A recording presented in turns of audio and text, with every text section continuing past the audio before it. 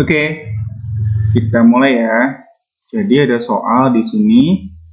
Daerah Mesopotamia terletak di antara sungai A. Indus dan Gangga, B. Indus dan Nil, C. Eufrat dan Gangga, D. Tigris dan Indus, E. Eufrat dan Tigris. Nah, ini kebudayaan Mesopotamia ya. Ini kebudayaannya nih yang berada di antara dua sungai, sehingga lahannya subur, kebudayaannya maju. Nah, yang ditanyakan adalah di antara dua sungai apa nih? Ya, kalau Gangga kan di India, kalau Nil itu kan di daerah Mesir ya, sedangkan Mesopotamia itu daerahnya agak-agak timur tengahan ya. Kita lihat jawabannya adalah E ya, Eufrat dan Tigris. Kita lihat pembahasannya. Oke, jadi peradaban Mesopotamia merupakan salah satu peradaban kuno yang terletak di Asia Barat, Timur Tengah ya. Peradaban ini berada di tengah-tengah dua sungai besar, yaitu Sungai Eufrat dan Sungai Tigris. Peradaban Mesopotamia terkenal dengan kesuburan tanahnya karena luapan lumpur akibat meluapnya Sungai Eufrat dan Tigris. Kesuburan tanah ini dimanfaatkan dengan baik oleh masyarakat Mesopotamia untuk bercocok tanam seperti menanam gandum, sayur-sayuran, zaitun, dan lain-lain. Jadi daerah Mesopotamia terletak di antara Sungai Eufrat dan Tigris. Oke, lanjut.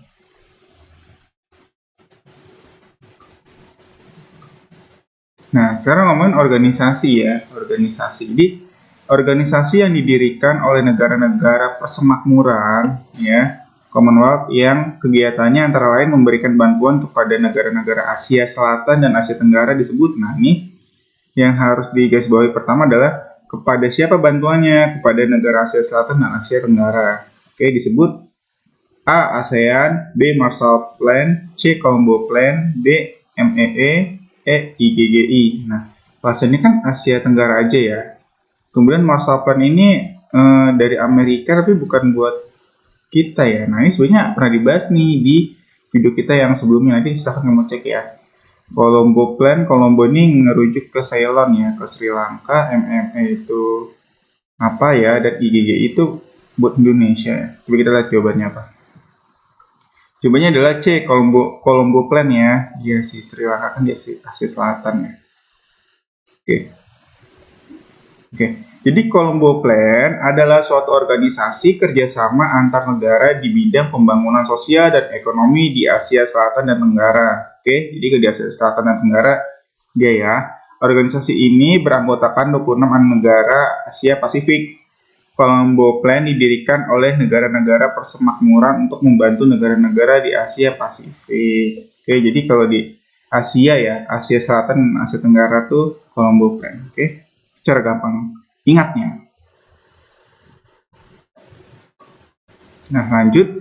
Gagasan terpenting dalam Declaration of Independence adalah A. Pembentukan Senate dan House of Representation, B. Pemilihan umum sebagai sarana demokrasi, C. Pengakuan hak asasi manusia, D. Penentangan terhadap sistem perbudakan, atau E. Terbentuknya solidaritas nasional di bawah protektor Inggris. Nah, ini apa ya jawabannya? Jawabannya adalah yang C. Pengakuan hak asasi manusia ya. Coba kita pembahasannya apa? Oke. Jadi ini kaitannya sama revolusi Amerika nih ya. Jadi kalau ini Inggris enggak deh ya. Jadi dalam revolusi Amerika terdapat sebuah deklarasi yang terkenal yang dikeluarkan dalam Kongres Kontinental kedua pada tanggal 4 Juli 1776 di Philadelphia, Pennsylvania. Deklarasi ini bernama Declaration of Independence. Declaration of Independence pada intinya menyebutkan bahwa semua manusia tercipta setara dan memiliki hak untuk hidup, hak kebebasan, serta hak untuk memperoleh kebahagiaan. Deklarasi ini menjadi dokumen penting dalam sejarah pengakuan hak asasi manusia. Jadi tadi ngomongin hak asasi manusia terus ya, hak untuk hidup, hak kebebasan, hak untuk memperoleh kebahagiaan. Jadi jawabannya yang C, pengakuan hak asasi manusia.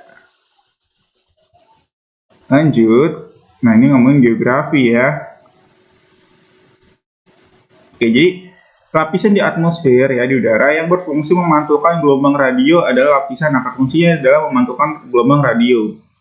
A. Troposfer, B. Stratosfer, C. Exosfer, D. Ionosfer, atau E. Stratopause.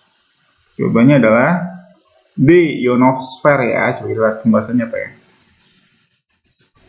Oke, jadi lapisan udara yang berfungsi memantulkan gelombang radio ialah lapisan ionosfer atau termosfer. Jadi nama lainnya ionosfer ya, termosfer ya, itu yang fungsinya memantulkan gelombang radio.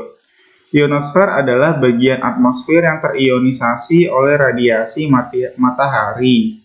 Lapisan ini berperan penting bagi keelektrikan atmosfer dan membentuk batas dalam lapisan magnetosfer. Fungsi utamanya adalah mempengaruhi rambatan radio ke tempat-tempat yang jauh di muka bumi.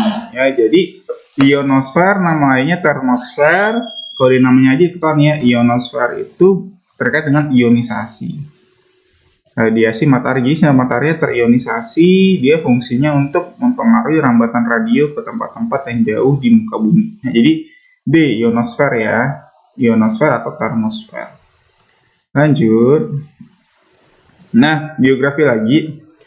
Arus yang timbul karena perbedaan kadar garam dan suhu air laut adalah arus A. Upwelling, B.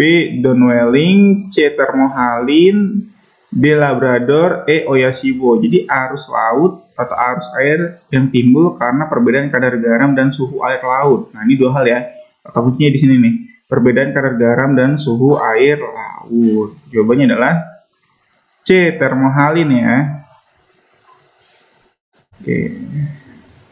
Oke. Pembahasannya adalah arus laut merupakan gerakan air laut secara horizontal dan vertikal yang disertai perpindahan massa air yang peredarannya menetap dan teratur. Arus yang timbul karena perbedaan kadar garam dan suhu air laut adalah arus thermohaline. Perbedaan tersebut menyebabkan perubahan densitas atau kerapatan massa air laut sehingga menimbulkan pergerakan ya. Jadi C thermohaline ya. Sebenarnya namanya aja ketahuan nih teman-teman ya. Garam itu kan halin ya. Kalau kalian coba cari deh, halin. Halin itu artinya daerah yang banyak garamnya atau mengandung kadar garam di atas normal atau rata-rata atau standar gitu ya. Dan suhu itu kan namanya termo ya. Jadi termohalin, suhu dan garam. Ya, jadi C termohalin. Lanjut.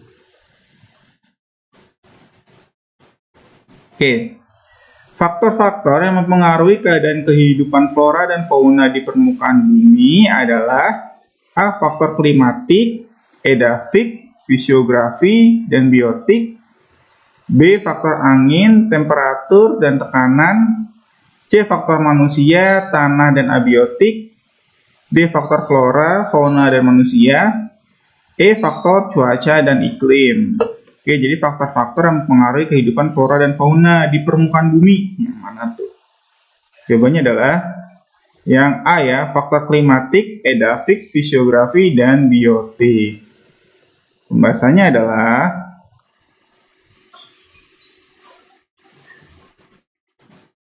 oke. Jadi faktor yang mempengaruhi persebaran flora dan fauna ya. Jadi ngomongin flora dan fauna nih konteksnya ya. Faktor iklim, daerah-daerah yang memiliki iklim yang ekstrim seperti beriklim dingin atau kutub akan memiliki jenis flora dan fauna yang lebih sedikit spesiesnya. Faktor iklim yang mempengaruhi diantaranya suhu udara, kelembapan udara, angin, dan curah hujan. Jadi ini ya, klimatik penting banget. Nah, tadi baru bahas yang faktor iklim. Kemudian faktor edafik apa sih? Ternyata edafik itu tanah ya. Edafik adalah tanah. Tanah yang subur akan memberikan dampak yang baik bagi pertumbuhan tanaman. Faktor-faktor fisik tanah yang mempengaruhi antara lain tekstur, tingkat kegemburan, mineral organik atau humus, unsur hara, kandungan air tanah, dan kandungan udara tanah. Ya, yang terlarut di tanah gitu ya. Kemudian ada faktor fisiografi. Fisiografi atau relief bumi ya. Fisik, ya, relief bumi. Bentuk permukaan bumi yang beragam seperti pegunungan dapat menghambat penyebaran tumbuhan. Nah, ini juga kenapa dia berpengaruh gitu ya. Nah, ada juga faktor makhluk hidup atau biotik ya. Jadi kalau biotik itu makhluk hidup, kalau abiotik itu makhluk tidak hidup. atau benda ya, tidak bernyawa gitu ya. Faktor makhluk hidup atau biotik, tumbuhan yang memiliki daya adaptasi kuat akan menghambat tumbuhan lain yang memiliki daya adaptasi yang lemah. Selain itu, manusia juga memiliki peran sebagai penyebar flora dan fauna. Misalnya manusianya bercocok tanam, ya, membuka lahan, penangkaran, melepas hewan di habitat aslinya, gitu ya teman-teman ya. Oke teman-teman, sekian ya. Terima kasih.